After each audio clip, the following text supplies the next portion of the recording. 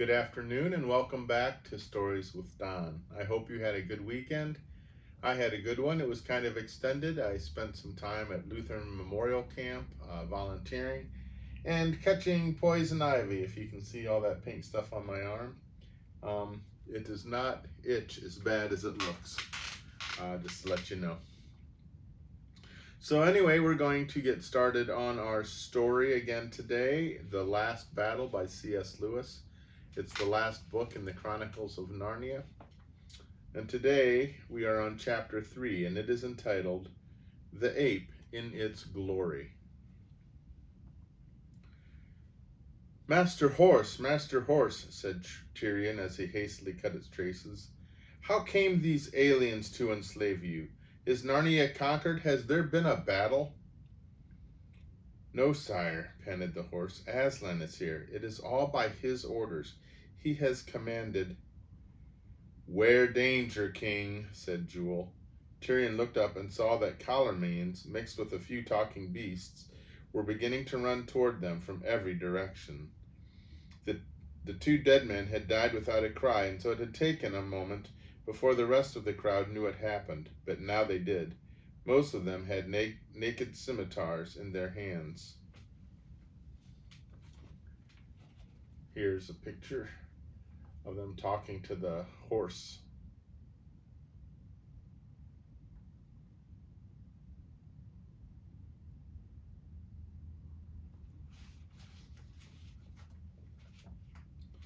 Quick, on my back, said Jewel. The king flung himself astride of his old friend, who turned and galloped away. He changed direction twice or thrice as soon as they were out of sight of their enemies, crossed the stream, and shouted without slackening his pace. Whither away, sire? To Cair Paravel? Hold hard, friend, said Tyrion. Let me off. He slid off the unicorn's back and faced him. Jewel, said the king, we have done a dreadful thing. We were sorely provoked, said Jewel. But to leap on them unawares, without defying them, while they were unarmed. Faugh! We are two murderers, Jewel. I am dishonored forever. Jewel drooped his head. He too was ashamed. And then, said the king, the horse said it was by Aslan's orders. The rat said the same. They all say Aslan is here. How if it were true? But sire, how could Aslan be commanding such dreadful things? He is not a tame lion, said Tyrion. How should we know what he would do? We who are murderers, Jewel. I will go back. I will give up my sword and put myself in the hands of these collarmanes, and ask that they bring me before Aslan. Let him do justice on me. You will go to your death then, said Jewel. Do you think I care if Aslan dooms me to death, said the king. That would be nothing at all. Would it not be better to be dead than to have this horrible fear that Aslan has come, and it is not like the Aslan we have believed in and longed for? It is as if the sun rose one day and were a black sun. I know, said Jewel. Or as if you drank water and it were dry water. You are in the right, sire. This is the end of all things. Let us go and give ourselves up. There is no need for both of us to go. If ever we've loved one another, said the unicorn, let me go with you now. If you are dead, and if Aslan is not Aslan, what life is left for me? They turned and walked back together, shedding bitter tears. As soon as they came to the place where the work was going on, the collarmanes raised a cry and came toward them with their weapons in hand. But the king held out his sword with the hilt toward them and said, I, who was king of Narnia and am now a dishonored knight, give myself up to the justice of Aslan. Bring me before him. And I give myself up too, said Jewel. Then the dark men came round them in a thick crowd, smelling of garlic and onions, their white eyes flashing dreadfully in their brown faces. They put a rope halter around Jewel's neck. They took the king's sword away and tied his hands behind his back. One of the Calormenes, who had a helmet instead of a turban and seemed to be in command, snatched the gold circlet off Tyrion's head and hastily put it away somewhere among his clothes. They led the two prisoners uphill to a place where there was a big clearing, and this is what the prisoners saw. At the center of the clearing, which was also the highest point of the hill, there was a little hut like a stable, with a thatched roof. Its door was shut. On the grass in front of the door there sat an ape. Tyrion and Jewel, who had been expecting to see Aslan and had heard nothing about an ape yet, was very bewildered when they saw it.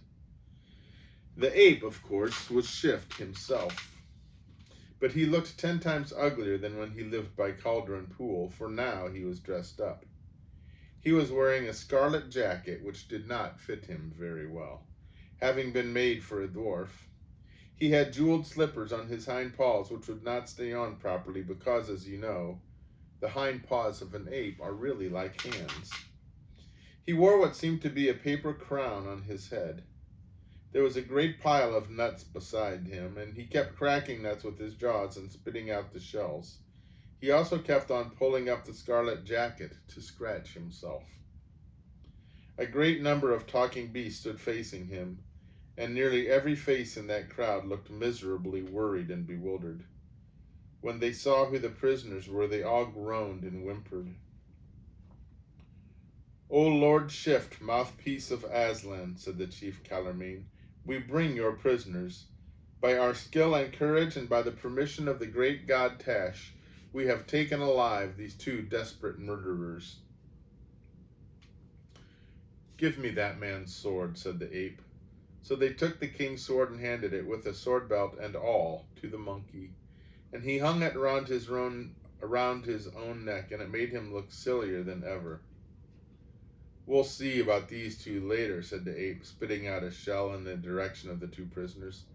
"I got some other business first. They can wait. Now listen to me, everyone. The first thing I want to say is about nuts. Where's that head squirrel got to?" "Here, sir," said a red squirrel, coming forward and making a nervous little bow. "Oh, you are you?" said the ape with a nasty look. "Now attend to me. Aslan wants some more nuts. These you've brought aren't anything like enough. You must bring me more, do you hear? Twice as many. And they've got to be here by sunset tomorrow, and there mustn't be any bad ones or any small ones among them." A murmur of dismay ran through the other squirrels, and the head squirrel plucked up his courage and said, "Please, would Aslan himself speak to us about it, if we might be allowed to see him?" "Well, you won't," said the ape. "He may be very kind, though it's a lot more than most of you deserve, and come out for a few minutes tonight. Then you can all have a look at him. But he will not have you all crowding round him and pestering him with questions. Anything you want to say to him will be passed on through me, if I think it's worth bothering him about. In the meantime, all you squirrels had better go and see about the nuts, and make sure they're here by tomorrow evening, or my word, you'll catch it." The poor squirrels all scampered away as if a dog were after them. This new order was terrible news for them. The nuts they had carefully hoarded for the winter had nearly all been eaten by now, and of the few that were left they had already given the ape far more than they could spare. Here's a picture of the ape talking to the squirrel.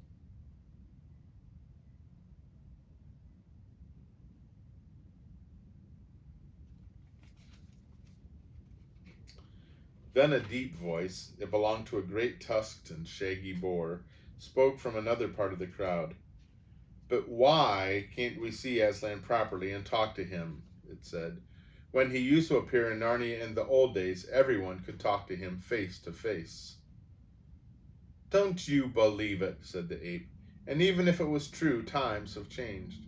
Aslan said he's been far too soft with you before. Do you see? Well, he isn't going to be soft anymore. He's going to lick you into shape this time. He'll teach you to think he's a tame lion." A low moaning and whimpering was heard among the beasts, and after that a dead silence which was more miserable still. And now there's another thing you've got to learn, said the ape. I hear some of you are saying I'm an ape. Well, I am not. I'm a man. If I look like an ape, that's because I'm so very old. Hundreds and hundreds of years old. And it's because I'm so old that I'm so wise. And it's because I'm so wise that I'm the only one Aslan is ever going to speak to. He can't be bothered talking to a lot of stupid animals. He'll tell me what you've got to do, and I'll tell the rest of you. And take my advice and see to it you do it in double quick time, for he doesn't mean to stand any nonsense. There was dead silence except for the noise of a very young badger crying and its mother trying to keep it quiet. And now here's another thing, the ape went on, fitting a fresh nut into its cheek. I hear some of the horses are saying, let's hurry up and get this job of carting lumber over as quickly as we can, and then we'll be free again. Well, you can get that idea out of your heads at once. And not only the horses either. Everybody who can work is going to be made to work in the future. Aslan has it all settled with the king of Colormen, the Tizrock, as our dark-faced friends the Colormeans call him. All you horses and bulls and donkeys are to be sent down into Colormen to work for your living, pulling and carrying the way horses and such like do in other countries. And all you digging animals like moles and rabbits and dwarfs are going down to work in the Tizrock's mines, and no, no, no, howled the beast. It can't be true. Aslan would never sell us into slavery to the king of Colormen. None of that. Hold your noise, said the ape with a snarl. Who said anything about slavery? You won't be slaves. You'll be paid. Very good wages, too. That is to say, your pay will be paid into Aslan's treasury, and he will use it all for everybody's good. Then he glanced and almost winked at the chief Calormene.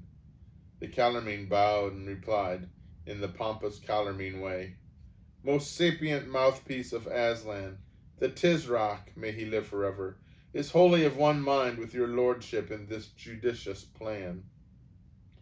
There, you see, said the ape, it's all arranged, and all for your own good. We'll be able, with the money you earn, to make Narnia a country worth living in. There'll be oranges and bananas pouring in, and roads and big cities and schools, and offices and whips and muzzles and saddles and cages and kennels and prisons and, oh, everything. But we don't want all these things, said an old bear. We want to be free, and we want to hear Aslan speak himself.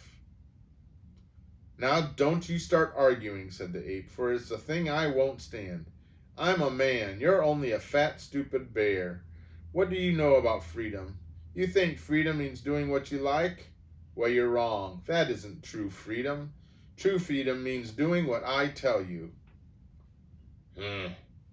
Grunted the bear and scratched its head. It found this thing hard to understand. Please, please, said the white voice of a woolly lamb who was so young that everyone was surprised he dared to speak at all. What is it now? Said the ape. Speak quick. Please, said the lamb, I can't understand. What have we to do with the Colormenes? We belong to Aslan. They belong to Tash. They have a god called Tash. They say he has 4 arms and the head of a vulture. They kill men on his altar. I don't believe there's any such person as Tash, but if there was, how could Aslan be friends with him? All the animals cocked their heads sideways and all their bright eyes flashed toward the ape. They knew it was the best question anyone had asked yet. The ape jumped up and spat at the lamb. Here's a picture of all the animals gathered.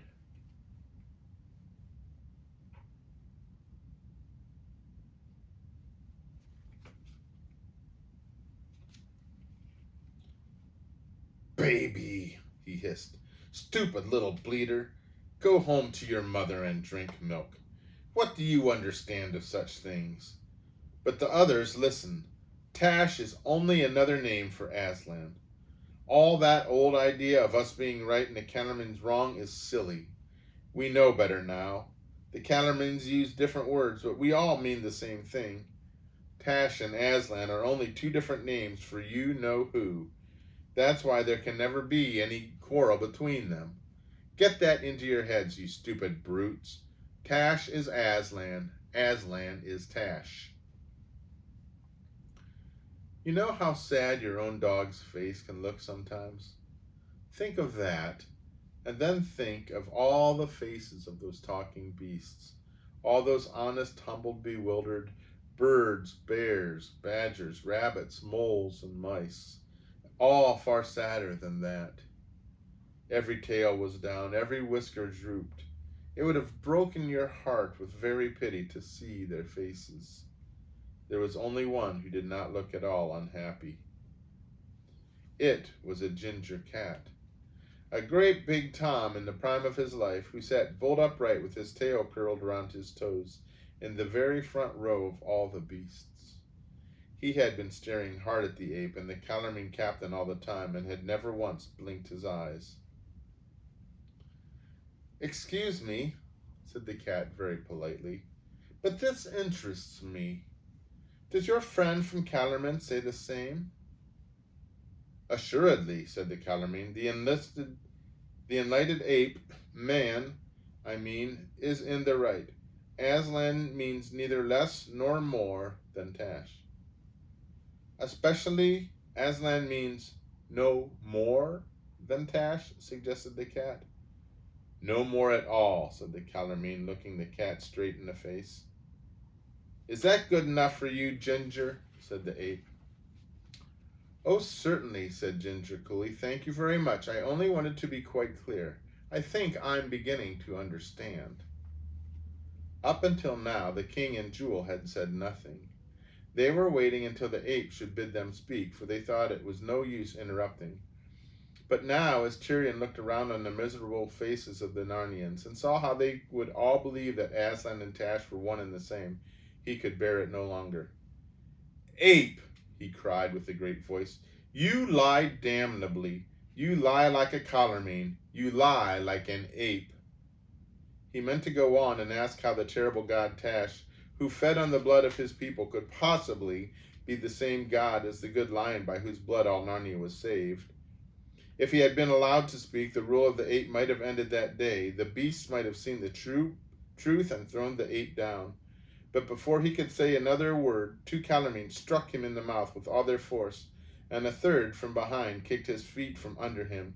As he fell, the ape squealed in rage and terror. "Take him away! Take him away! Take him where he cannot hear us, nor we hear him. There, tie him to a tree.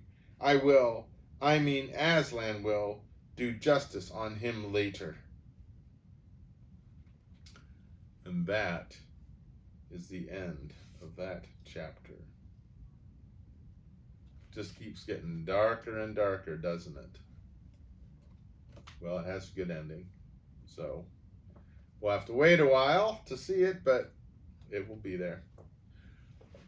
Anyway, I hope you have a good rest of the day. It's beautiful out. I hope you can enjoy some of that. And may you stay well, and may God bless you. Goodbye.